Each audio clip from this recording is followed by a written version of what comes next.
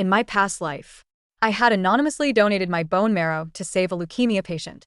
I had thought that we would never cross paths again. What I never expected was that 3 years later, Courtney Smith's leukemia had relapsed.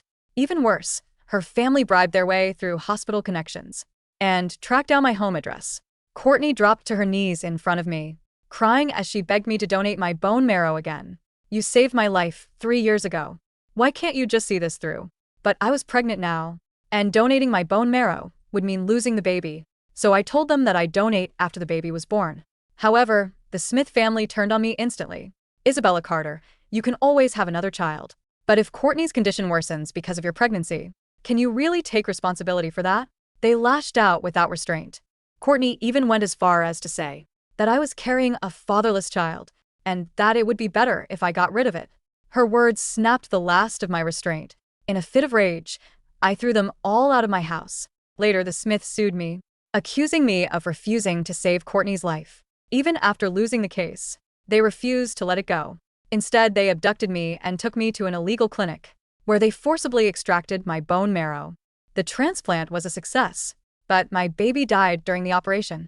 As I lay there, barely alive, I could see the indifference and faint concern on their faces. "Don't blame us. If you were the one with leukemia, we would have made Courtney donate for you too. When a life is on the line, it doesn't matter who it is. But if you couldn't survive, that just meant you were unlucky." In the end, I bled to death on the operating table, consumed by bitterness and hatred. When I opened my eyes again, I found myself 3 days away from Courtney's leukemia relapse. A daze I placed a hand over my stomach, tears streaming down my face. My husband, Elijah Hayes, had been a police officer. 3 months earlier, he had been killed in the line of duty, while protecting civilians. During a confrontation with a violent criminal, I suppressed my grief and swore that I would raise our child no matter what. But in my past life, the Smith family had strapped me to an operating table, ignored my desperate pleas, and forcibly extracted my bone marrow. I could only watch as my baby dissolved into a pool of blood. As soon as the memory resurfaced, hatred raged through me like a wildfire. I had saved Courtney's life out of compassion, and she repaid me by killing my child. This time, I would make her pay in blood. With that in mind, I studied my emotions and dialed Courtney's number. Once the call connected, her voice came through the line. "Hello? Who is this?" My voice choked with sobs, as I told her that I was the one who had donated my bone marrow to save her 3 years ago, and that I had just been diagnosed with leukemia. Before I could finish, Courtney hung up on me. When I tried calling again, I realized she had already blocked my number. "Courtney Smith," I muttered. "You didn't think you'd get away with this, did you?" By law, hospitals were prohibited from revealing the identity of bone marrow donors. But Courtney, desperate to save her own life, had bribed the hospital director and gotten her hands on all of my personal information. That was why she had shown up at my doorstep, since we had already crossed paths in my past life. I didn't need to resort to such underhanded tactics. Instead, I went straight to the Smith residence and knocked on the door. When they laid eyes on me, the entire family froze. It was as if a mortal enemy had appeared before them. Courtney, in particular, stared at me nervously. It was as though I were a demon who had come to claim her life. Before I could get a word in, her father, Gerald Smith, spoke first. "Isabella, Courtney already told us that you have leukemia. Getting a disease like that simply means bad luck. You can't blame anyone else for it. Since you still have some time left, you should enjoy what remains of your life and start making funeral arrangements." Yet I barely reacted to his words. Wearing a desperate expression, I pleaded. "The doctor said that, as long as someone is willing to donate their bone marrow, I can survive. 3 years ago, I donated mine to Courtney. I'm here today to ask her to save me." All at once, the living room fell silent. Next moment, Gerald slammed his hand on the table and bellowed, "Do you think donating bone marrow is some trivial matter? Do you have any idea how much damage it does to the body? Are you trying to get Courtney killed?" At that, Courtney's mother, Elizabeth Moore, finally exploded. Her features contorted with fury as she pointed at me. "We don't owe you anything. Why should Courtney donate her bone marrow to you?" she screamed. "If you're going to die, then just die already. Don't bring your disease in here and make our house filthy." I couldn't help but chuckle inwardly. Gerald and Elizabeth could turn on me in a heartbeat. Yet back then they had been on their knees, begging me to donate my bone marrow to save Courtney. Funny how they hadn't mentioned how damaging it was, supposedly to the body. And now that the person who had once helped them had fallen ill, and came asking for help. They showed no gratitude. With her parents backing her up, Courtney was no longer as frightened as she had been at first. "No one forced you to donate your bone marrow back then," she said, a trace of cruel amusement flickering in her eyes. "I survived because I was lucky. That has nothing to do with you.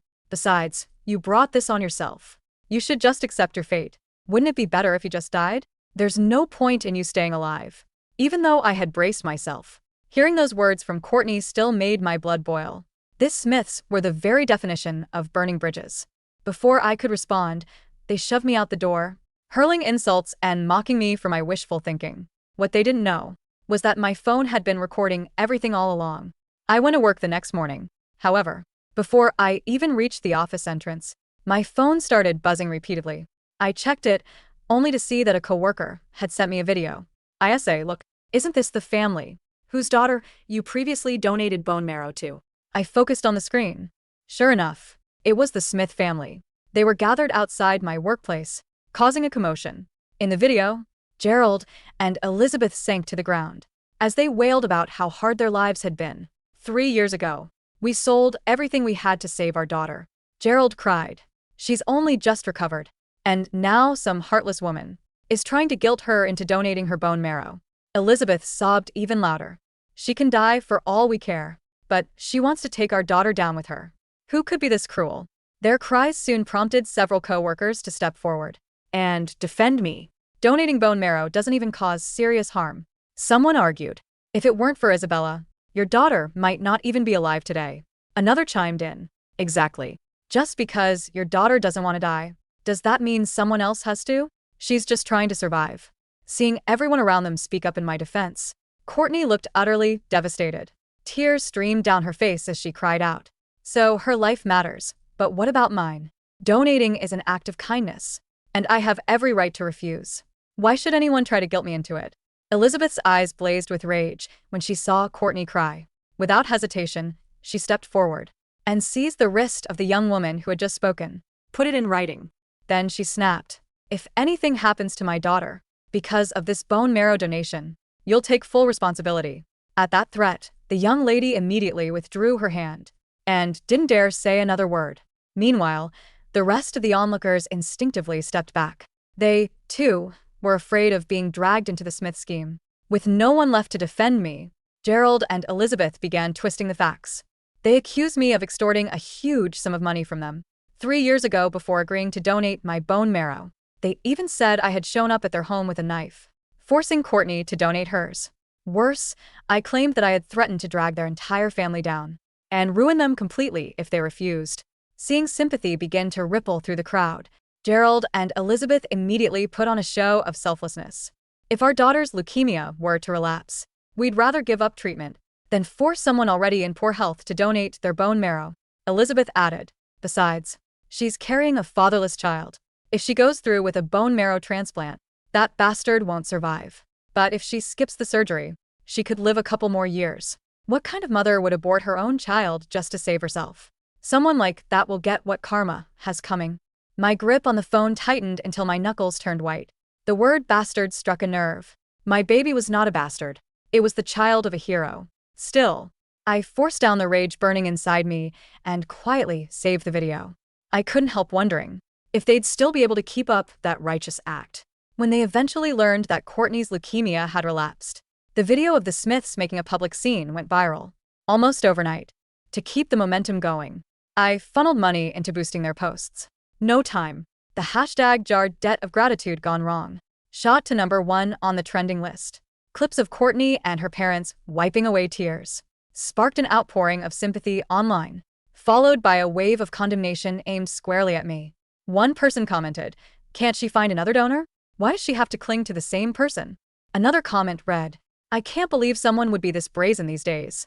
Threatening someone with a knife over a bone marrow donation. That's basically extortion." Before long, public opinion completely tilted in favor of the Smith family. The office phones wouldn't stop ringing as complaints flooded in, pressuring my employer to fire me. Unable to take the strain any longer, my supervisor, Brandon Lloyd, summoned me to his office to get the story straight. I laid out the medical proof showing I wasn't sick, explained that I was conducting a social experiment on human nature. Hearing that, Brandon nodded in approval.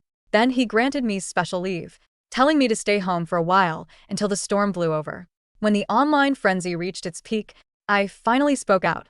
Facing the camera, I wiped away my tears and said, "I saved her life back then. Is it really so wrong to ask her to save mine? Just once?" Once again, people online were stunned by my sheer audacity. Furious, Courtney went online and fired back.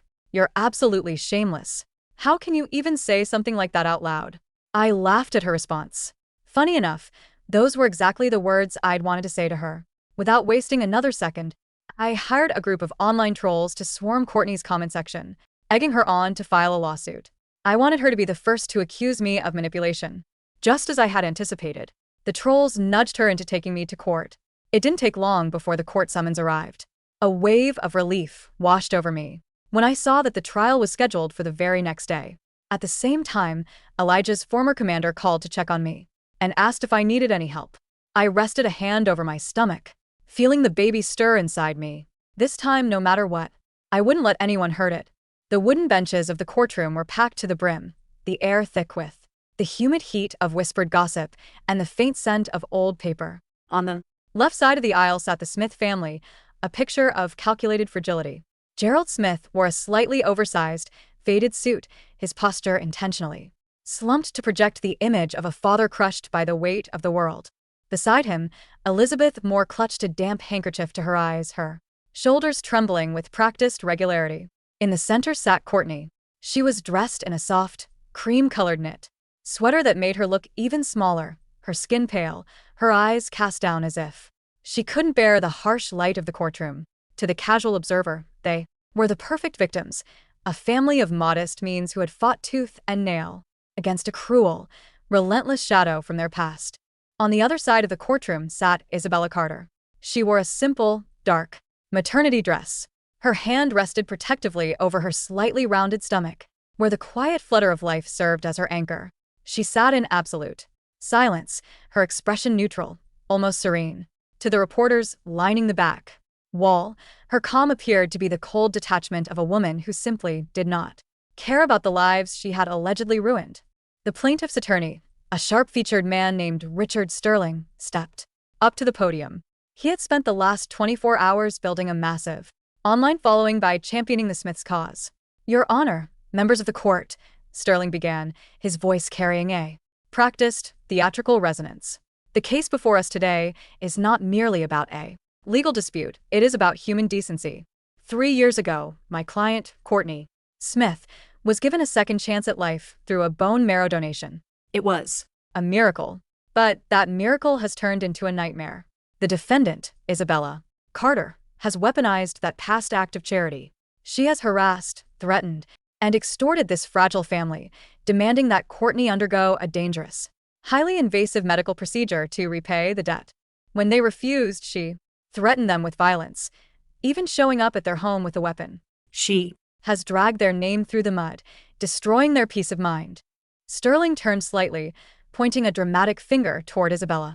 "We are asking for a permanent restraining order, a public retraction of her defamatory statements, and substantial damages for the emotional distress inflicted upon a recovering leukemia patient."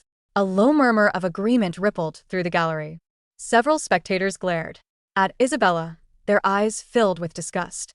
The judge, a stern-faced woman named Honorable Evelyn Thorne, rapped her gavel. Silence in the court. "The defense may present its opening statement." Isabella's attorney, a quiet, unassuming man named Arthur Pendleton, whom she had hired not for his flair but for his absolute precision, stood up. He did not walk to the center of the room. He merely adjusted his glasses and looked at the judge. "Your Honor," Pendleton said calmly, "we do not deny that my client went to the Smith's home. However, the narrative presented by the plaintiffs is not only false, it is a deliberate, malicious fabrication designed to preemptively destroy my client's reputation. We ask permission to play a single piece of evidence, an unedited audio and video recording from Isabella Carter's phone, captured on the evening she visited the Smith residence." Sterling jumped up. "Your Honor, this is highly irregular. We have not had the opportunity to verify the authenticity of this recording." The defense submitted the digital forensics report along with the evidence. 3 hours before the session, Mr. Sterling, Judge Thorne interrupted, her eyes narrowing. It has been certified as unedited and authentic. Bailiff, please play the footage. The lights in the courtroom dimmed, and a large screen lowered from the ceiling. The video began with a shaky view of a suburban door. The sound of knocking echoed through the courtroom speakers. The door opened, revealing Gerald Smith. The moment he saw Isabella, his face twisted into a sneer of pure disgust. Isabella, Courtney already told us that you have leukemia, Gerald's recorded voice boomed through the courtroom. Getting a disease like that simply means bad luck. You can't blame anyone else for it. Since you still have some time left, you should enjoy what remains of your life and start making funeral arrangements. A collective gasp sucked the air out of the courtroom. The reporters in the back stopped typing, their fingers frozen over their keyboards. On screen, Isabella's voice sounded small, trembling, and desperate, the perfect imitation of a woman clinging to a thread of hope. The doctor said that as long as someone is willing to donate their bone marrow, I can survive. 3 years ago, I donated mine to Courtney. I'm here today to ask her to save me. Then came Gerald's furious roar, rattling the courtroom speakers. Do you think donating bone marrow is some trivial matter? Do you have any idea how much damage it does to the body? Are you trying to get Courtney killed? The video cut to Elizabeth, her face contorted with rage as she pointed directly at the camera. We don't owe you anything. Why should Courtney donate her bone marrow to you? If you're going to die, then just die already. Don't bring your disease in here and make our house filthy. Finally, the screen showed Courtney, the fragile, sweet girl sitting in the courtroom was shown on screen with a cruel, cold amusement dancing in her eyes. No one forced you to donate your bone marrow back then, she said in the video. I survived because I was lucky. That has nothing to do with you. Besides, you brought this on yourself. You should just accept your fate. Wouldn't it be better if you just died? There's no point in you staying alive. The video ended with the sound of the door slamming shut, followed by the heavy, trembling breathing of Isabella in the dark. The courtroom was dead silent. Gerald Smith's face had turned an ashen gray. Elizabeth's hand, which had been clutching her handkerchief, was frozen in midair. Courtney looked as though she had been struck by lightning, her eyes wide with sheer terror. Furthermore, Your Honor, Pendleton's voice broke the silence, cold and clinical. My client has never had leukemia. He slid a folder across the desk to the bailiff, who handed it to the judge. This is a comprehensive medical evaluation conducted by the city's municipal hospital, dated yesterday. Isabella Carter is in perfect health, save for a normal, healthy pregnancy. She never sought medical treatment for leukemia because she does not have it. The phone call she made to Courtney Smith and the subsequent visit were conducted purely to document the true character of the family who had previously claimed they would do anything to repay the woman who saved their daughter. Pendleton turned to look at the Smiths, his gaze piercing. The plaintiffs claimed my client threatened them with a knife. As you can see from the continuous, unedited footage, my client's hands were empty, her demeanor was entirely passive, and she was violently shoved from the premises while being insulted. The allegation of extortion is entirely fabricated to cover up their own staggering lack of empathy and basic human decency. This is a trap, Gerald screamed, suddenly jumping to his feet, his polished facade completely shattering. She set us up. She lied to us. She told us she was dying just to make us look bad. Mr. Smith, sit down, or I will have you held in contempt, Judge Thorne warned, her voice dripping with ice. But Isabella wasn't finished. She stood up slowly, her hand still on her stomach. She did not look like a victim anymore. Her eyes were cold, sharp, and entirely devoid of fear. I lied to them, Your Honor, Isabella said, her voice clear and carrying to every corner of the room. Because 3 years ago I was told that we were bound by a sacred bond of humanity. I gave up a piece of my own body to keep a stranger alive, believing that the world was a place where kindness was met with kindness. I wanted to see what would happen when the roles were reversed. I wanted to see if the people who begged for my mercy had even a single drop of it to offer when they believed I was the one staring into the grave. She looked directly at Courtney, whose lips were trembling. And now, the world knows exactly what they are. By the time the court adjourned, the internet was already in a state of absolute chaos. The live stream of the trial had been watched by millions. The hashtag Debt of Gratitude, which Isabella had previously boosted to paint herself as the Villain was suddenly flooded with a tidal wave of public fury. But this time, the target had shifted. The very same online commentators who had spent the last week calling Isabella shameless and extortionist were now turning their wrath upon the Smiths with terrifying speed. I have never seen such disgusting, vile human beings in my entire life. One top-voted comment read, "If you're going to die, just die already." To the Person who saved your daughter's life. They deserve whatever is coming to them. They accused her of holding a knife to them. They tried to get her fired. They called her unborn baby a bastard. This is evil. Pure, unadulterated evil. Within hours, the Smiths' home address was leaked online. Angry citizens began gathering outside their gate, holding signs that read "Karma is coming" and "Where is your humanity?" Gerald's employer, a mid-sized accounting firm, issued a public statement before the day was over announcing that he had been terminated immediately due to conduct incompatible with the company's core values. But the final blow had yet to land. At 4 p.m., a press conference was held at the city's Central Police District. Commander Marcus Vance, a towering man with salt and pepper hair and a chest full of commendations, stood before a wall of microphones. He did not look like a man who was there to give a routine update. His face was set in grim, unyielding stone. "Good afternoon," Commander Vance began. "I am here today to address the ongoing public discussion regarding civilian Isabella Carter. It has come to our attention that during a public demonstration yesterday, outside a local business, members of the Smith family publicly referred to Mrs. Carter's unborn child as a bastard and claimed she was carrying a child with no father." Vance leaned forward, his hands gripping the edges of the podium.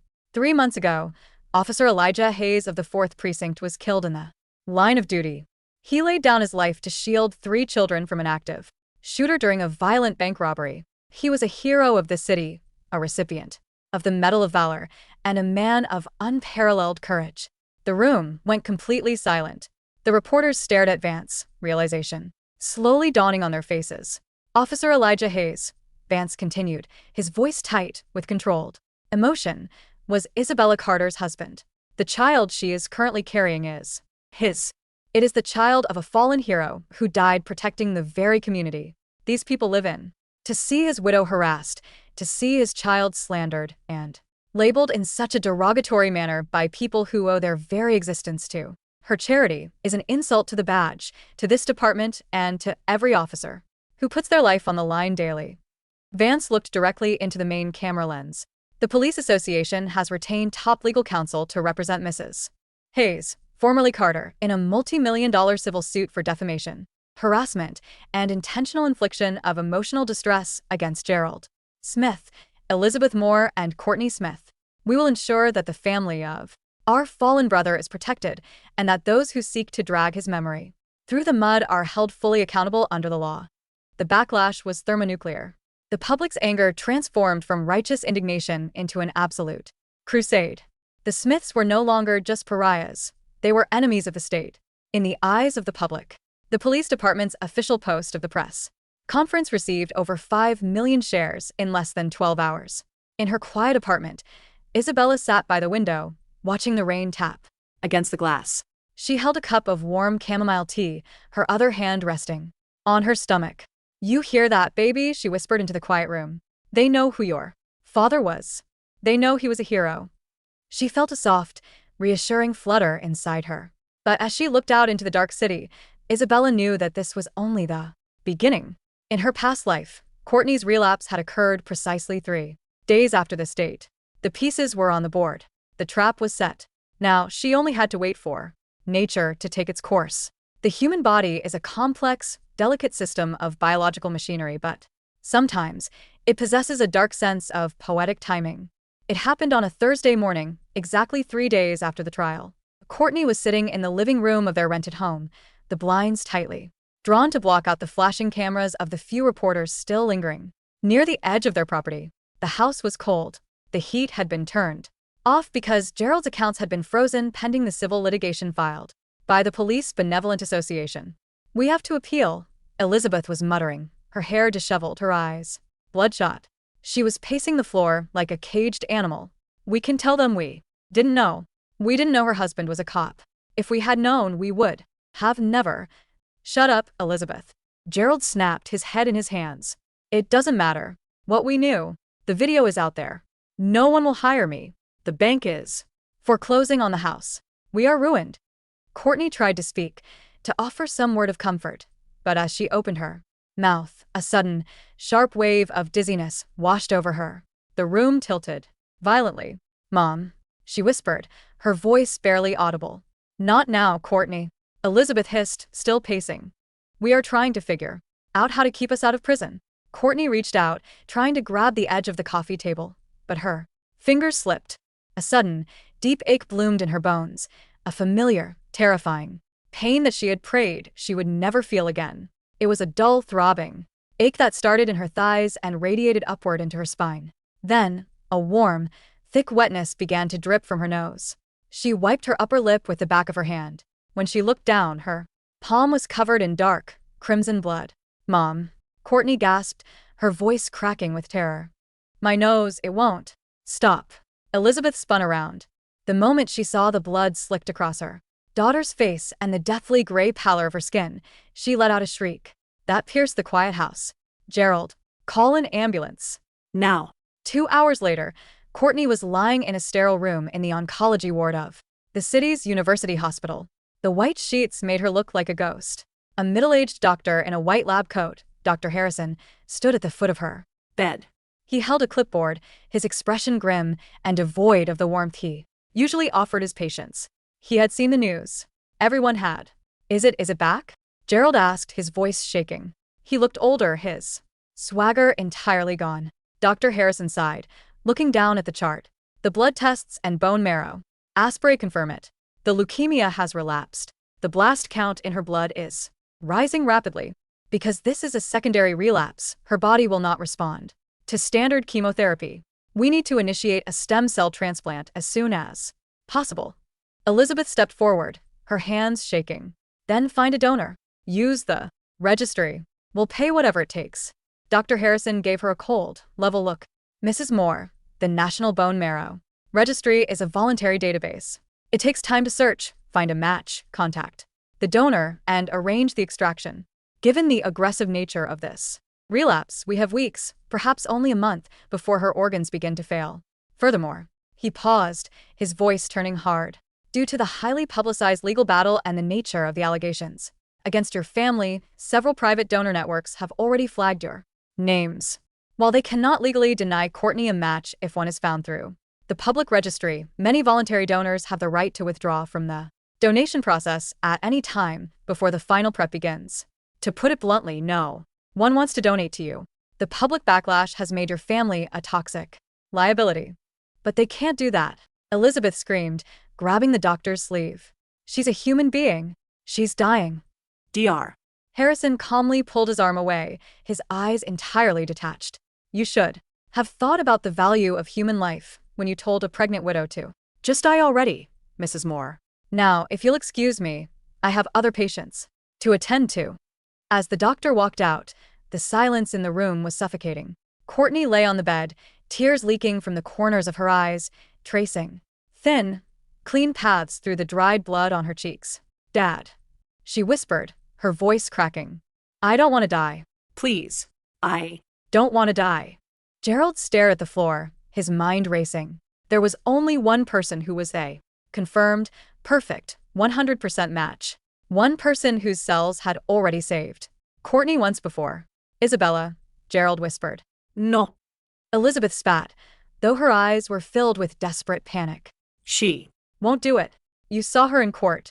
She hates us. She has to. Gerald growled, a dark, dangerous light suddenly appearing in his eyes. If she doesn't, Courtney dies. We don't have time to wait for the registry. We don't have time for a lawsuit. If she won't give it to us willingly. He didn't finish the sentence, but the implication hung in the sterile air like a poison gas.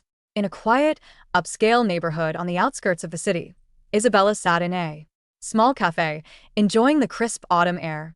Across from her sat a man in a dark, tactical jacket. It was Captain Carter Hayes, Elijah's older brother, a seasoned detective with the city's robbery homicide division. They're watching you, ISA, Carter said, his voice low as he took a sip of his black coffee. My boys have been keeping tabs on Gerald and Elizabeth. ever. Since the diagnosis came back from the hospital yesterday, they've been frantic.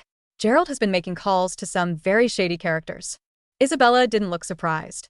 She slowly stirred her tea. He's trying to find Dr. Harrison's old associate, isn't he? Dr. Vance. Carter raised an eyebrow. How did you know that? We only just flagged Vance's name this morning.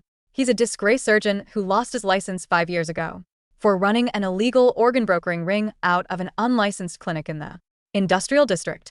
We've been trying to pin him down for months, but he's like a cockroach. Isabella felt a cold chill run down her spine. Dr. Vance. In her past life, that was the man who had strapped her to the rusty operating table. He was the one who had ignored her screams, who had plunged the thick, hollow needle into her hip bone again and again while she watched her baby's life slip away in a pool of blood. I know things, Carter, Isabella said softly, her eyes flashing with a cold, dangerous fire. Things Elijah told me about the underbelly of this city before he passed. He was tracking Vance, too. This was a lie, of course, but it was the only way to explain her knowledge without sounding insane. Gerald is going to try to abduct me, Isabella continued, her voice entirely devoid of fear. He knows I am the only match. He knows the public registry won't help them in time. In their minds, they have nothing left to lose. They're facing financial ruin, prison time from the civil suit, and the death of their daughter. A man with nothing to lose is capable of anything. Carter slammed his fist lightly on the table, his face darkening. Let them try. I'll put a detail on your house 24/7. We'll lock them up the second they step foot on your property. No, Isabella said, reaching across the table to touch his arm. If you do that, they'll just wait. They'll find another way. They'll lurk in the shadows, like a disease, waiting for a moment when my guard is down. I can't live my life looking over my shoulder, Carter. Not with Elijah's baby inside me. She looked deep into her brother-in-law's eyes. We need to end this. Completely. We need to draw them out, let them think they've won, and then crush them so thoroughly they will never see the light of day again. Carter stared at her, his jaw tight. He saw the same fierce, unyielding determination in Isabella's eyes that he had seen in his brother Elijah every time he went into a dangerous situation. What's the plan, Isa? Carter asked quietly. I'm going to give them an opening, Isabella said. A perfect, vulnerable moment. I will let them take me. Are you out of your mind? Carter hissed, leaning forward. You're pregnant. If anything happens to you or that baby, I'll never forgive myself. Elijah would rise from his grave and kill me. Nothing will happen to us, Isabella said, her voice steady and absolute. Because you, your entire tactical unit, and the state prosecutors will be watching every single step. We're going to catch them in the act of attempted forced organ harvesting. We're going to catch the doctor, the parents, and Courtney herself. We will catch them in the very room where they plan to commit the crime. She leaned in closer, her voice dropping to a whisper. And I know exactly where that room is. The following Monday, Isabella made a public show of visiting her local pharmacy to pick up her prenatal vitamins. She walked slowly, her movements deliberate, her maternity coat open to show her rounded stomach. She did not drive. She walked down the quiet, tree-lined street toward the bus stop, carrying a small paper bag. From a rusted black SUV parked across the street, 2 pairs of eyes watched her every move. There she is, Elizabeth whispered, her fingernails digging into the leather of the passenger seat. The pregnant bitch. Look at her, walking around like she owns the world while my daughter is coughing up blood in a hospital room. Quiet, Gerald muttered from the driver's seat. Beside him sat a large, muscular man with a scar running down his cheek, a thug hired through Dr. Vance's connections. Is the doctor ready? The thug asked, checking a pair of heavy zip ties in his lap. Yes, Gerald said, his knuckles white on the steering wheel. The clinic in the industrial district is prepped. We have the transport van parked around the corner. We do this clean. No noise. We get her in, Vance does the extraction, and we dump her back at her apartment. By the time she calls the cops, the marrow will already be in Courtney's system. Even if they arrest us, Courtney will be saved. They can't extract marrow back out of a person. Let's go, the thug said, opening his door. As Isabella walked past a narrow, overgrown alleyway between 2 abandoned storefronts, a heavy hand suddenly clamped over her mouth. She didn't scream. She didn't struggle excessively, just enough to make it look real. She felt the sharp prick of a needle in her shoulder, and a cold, heavy darkness began to pull at the edges of her consciousness. Just like before, she thought as her eyes closed. But this time I am the one holding the leash. Within seconds, she was lifted into the back of a waiting van. The door slammed Shut, and the vehicle sped away into the gray, rainy afternoon. Inside the van, Gerald looked down at her limp body, a savage, triumphant grin spreading across his face. We got her. We actually got her. What Gerald didn't notice was the tiny, flesh-colored patch hidden behind Isabella's ear. It was a military-grade, encrypted GPS and audio transmitter, directly linked to a convoy of unmarked police tactical vehicles trailing exactly 3 blocks behind them. Inside the lead police van, Carter Hayes sat with his headset on, his eyes fixed on a glowing red on his monitor. His face was a mask of cold fury. Target is moving north on 5th Street, Carter said into his radio. All units, maintain visual distance. Do not engage until they arrive at the primary location. We want the doctor, the equipment, and the parents in the room. We Want the full conspiracy. Copy that, Captain. A voice crackled back. Tactical units are in position. We Are ready to move on your mark. When Isabella opened her eyes, she was greeted by the familiar, sickening smell of rust, damp concrete, and cheap antiseptic. She was lying on a cold, metal operating table. Heavy leather straps were bound tightly around her wrists, ankles, and chest. Above her, a single flickering fluorescent bulb cast harsh, distorted shadows on the peeling paint of the ceiling. It was the exact same room. The memory of her past life crashed over her like a freezing wave. The agonizing pain of the needle, the cold indifference of the doctors, the sound of her own desperate pleas for her baby's life. For a split second, sheer, unadulterated panic threatened to choke her. Her heart hammered against her ribs, and her breath came in short, ragged gasps. You're awake," a cold, raspy voice said.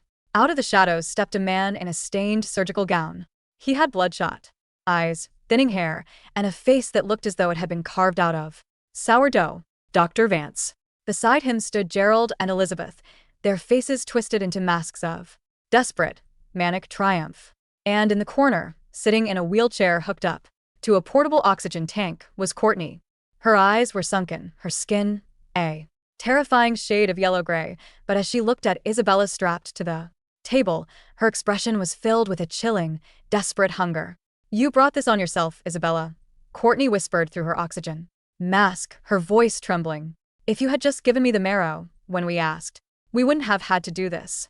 But you wanted to play games. You wanted to Ruin my family. You're going to kill my baby," Isabella said, her voice shaking, not with fear, but with the sheer effort of containing her rage. She looked at Dr. Vance. "Your doctor. You know that a forced bone marrow extraction under non-sterile, high-stress conditions will cause me to miscarry. The shock alone will kill the fetus." Dr. Vance shrugged, adjusting a massive, hollow-bore aspiration needle on his tray. "My license was taken from me years ago, Mrs. Hayes. I don't care about the Hippocratic Oath. I care about the $500,000 your father-in-law has promised me. Besides, a fetus is just tissue. A life is on the line here. A fully grown, valuable life. You can always have another child. But Courtney needs this now." Hearing those exact same words, the very words that had preceded her death in her past life, Isabella felt a strange, icy calm settle over her. The panic vanished, replaced by a cold, mathematical certainty. "When a life is on the line, it doesn't matter who it is," Isabella quoted softly, her eyes locking onto Gerald. "But if I couldn't survive, that just meant I was unlucky. Isn't that what you told me?" Gerald blinked, a flicker of confusion crossing his face. "What are you talking about? I never said that to you." "You did," Isabella whispered. "In another life, you did. And now it's time for you to learn what it feels like to be the unlucky ones."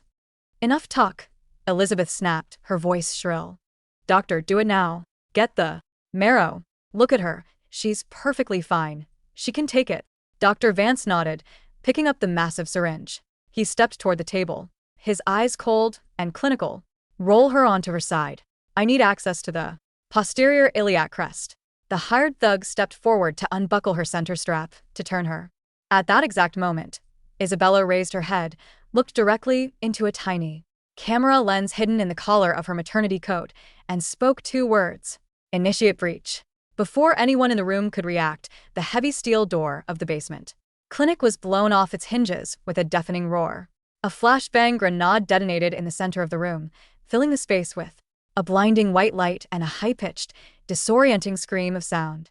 Police! Get on the ground. Get on the ground now. A dozen heavily armed tactical officers, clad in black body armor and helmets, poured into the room like a black wave. Gerald was slammed onto the concrete floor before he could even blink, an officer's boot heavy on his neck.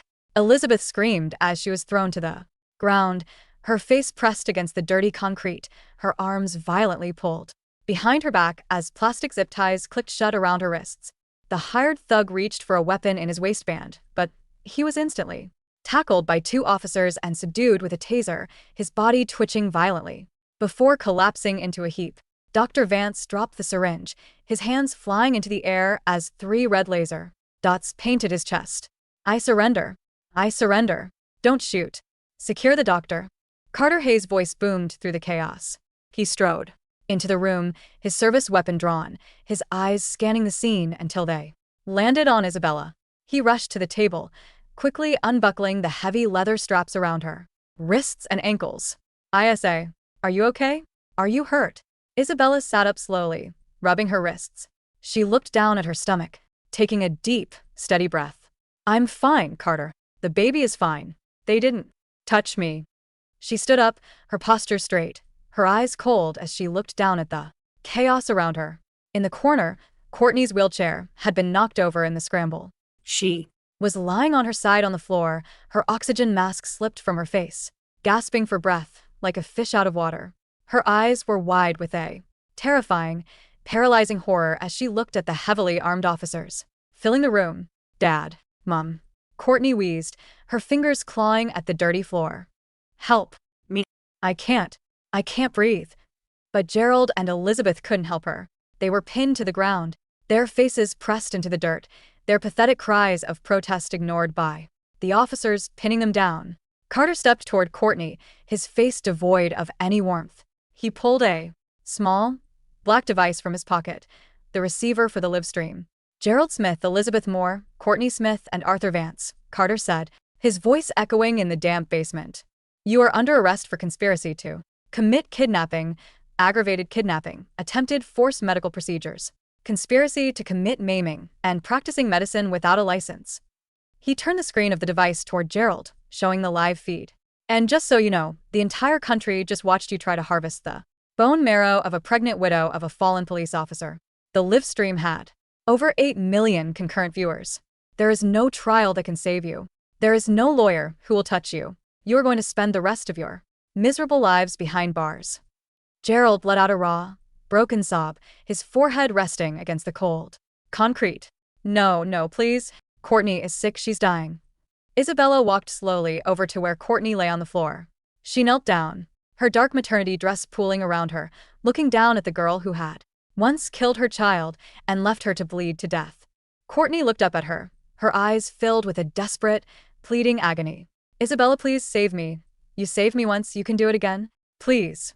Isabella reached out, her hand gently brushing a stray piece of hair away from Courtney's sweat-drenched forehead. Her touch was surprisingly gentle, almost maternal, but her voice was like dry ice.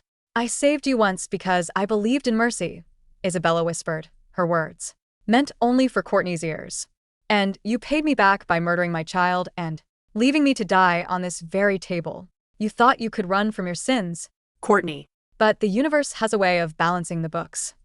She stood up, turning her back on the weeping girl. When a life is on the line, Courtney, it doesn't matter who it is, Isabella said, her voice carrying across the quiet room. But if you can't survive, that just means you were unlucky. The trial of the Smith family was the shortest in the state's history. With over 8 million eyewitnesses to the live-streamed kidnapping and attempted forced extraction, there was no defense to be made. Their high-priced lawyer, Richard Sterling, had dropped them hours after the arrest, issuing a public apology for ever representing them. Gerald Smith and Elizabeth Moore were convicted on all counts because of the aggravated nature of the kidnapping of a pregnant widow of a fallen officer. The Judge handed down the absolute maximum sentence allowed by law, life in prison, without the possibility of parole. Dr. Arthur Vance was sentenced to 30 years in a maximum security penitentiary, his name permanently erased from any medical registry in the world. Because of her failing health, Courtney was transferred to the secure medical wing of the state women's correctional facility. She was denied bail and, because of her criminal status and the public outrage, no hospital or private donor group would prioritize her for transplant. She was placed at the absolute bottom of the National Registry, a place where matches were almost never found in time. 3 weeks after the arrest, Isabella walked through the sterile, heavily guarded hallways of the prison hospital. She was escorted by 2 armed guards and Carter Hayes. They stopped outside a heavy steel door with a small, reinforced glass window. "Are you sure you want to do this, Isa?" Carter asked softly. "You don't owe her anything. You don't need to see this." "I need to close the book, Carter," Isabella said quietly. "For Elijah. For the baby. For me." Carter nodded, signaling the guard to open the door. The room inside was small and smelled of bleach and decay. Courtney lay on a narrow cot, hooked up to a whirring heart monitor and a dialysis machine. She looked like a skeleton draped in yellow parchment. Her hair had fallen out in clumps, and her eyes were sunken deep into her skull, staring blankly at the ceiling. When she heard the door open, she slowly turned her head. When she saw Isabella, a faint, desperate spark flared in her dead eyes. "Isabella," she croaked, her voice like sandpaper.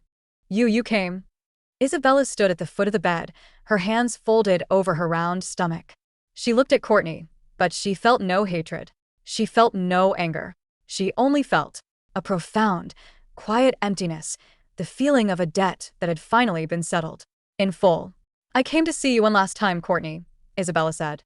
Are you here to save me?"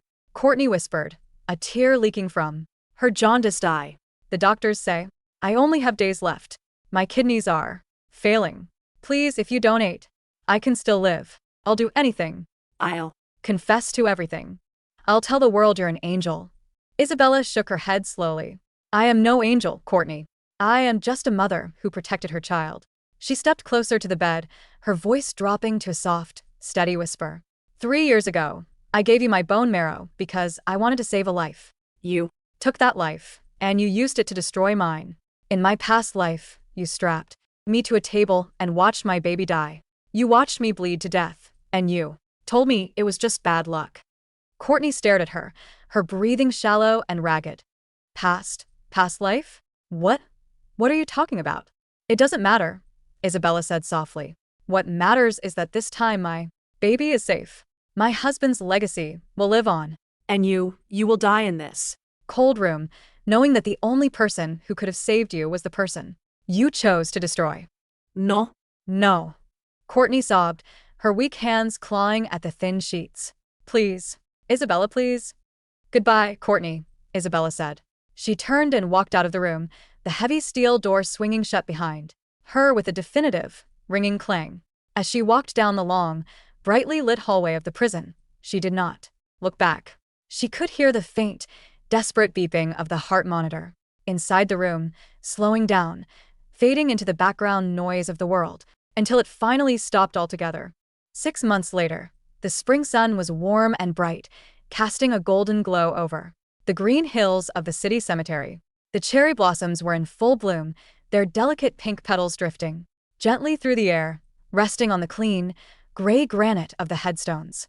Isabella stood before a headstone carved with the name Elijah Hayes, beloved husband, father, and hero.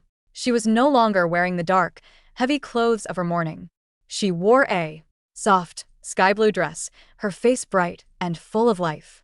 In her arms, wrapped in a warm, white woolen blanket, was a beautiful, healthy baby boy. He had Elijah's dark, curly hair and his bright, piercing blue eyes. "Look, Elijah," Isabella whispered, her voice filled with a quiet, tear-streaked warmth as she gently rocked the baby. "This is your son. I named him Elijah Jr."